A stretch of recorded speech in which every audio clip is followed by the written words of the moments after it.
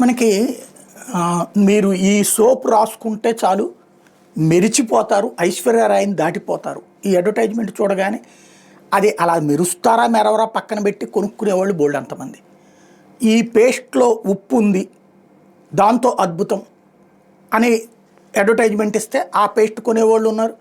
ఆ పేస్టులో ఉప్పు ఏంటి, పేస్ట్ ఏంటి, ఉప్పు వాడతారా, ఇదేం దరిద్రం అన్నప్పుడు వదిలేసింది ఉంది. అంటే మన మీద అడ్వర్టైజ్మెంట్ ప్రభావం అంత సీరియస్గా ఉంది, మీడియా ప్రభావం అంత సీరియస్గా ఉంది.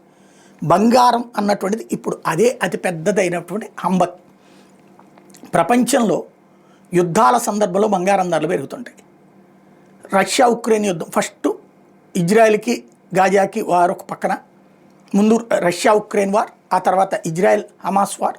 వీటి సందర్భంలో ధర పెరిగిందంటే ఒక అర్థం ఉంది. దాన్ని అడ్డం పెట్టి ఈ గోల్డ్ మాఫియా ధరలు పెంచింది. తర్వాత ఇంకొక కారణం ఏం చెప్తుంది, ధరలకు సంబంధించి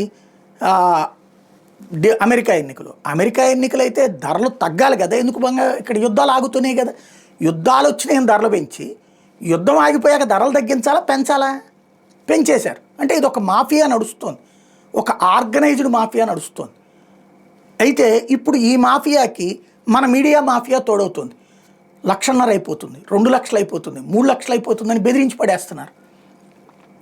మహిళలతో ఇంటర్వ్యూలు, బంగారం లేకపోతే ఏదో చచ్చిపోతామన్నటువంటి తరహాలో ప్రచారం చేసుకొస్తున్నారు. తద్వారా బంగారాన్ని బలవంతంగా మన చేత కొనిపించేటటువంటి పని చేస్తారు. బంగారం అనేటటువంటిది అవసరం ఎప్పుడు మన దగ్గర డబ్బులు ఎక్కువ ఉంటాయి, కానీ అప్పో సొప్పో చేసి బంగారం కొనేసుకోవడం బెటర్ అన్నటువంటి ఫీలింగ్ని మధ్యతరగతిలో కల్పించేటటువంటి విషయంలో మీడియా తమదైన న్యూస్ ద్వారా అతి పాత్ర పోషిస్తోంది. దాని వెనకాల ఏమైనా గేమ్ ఉందా అన్నదే డౌటు.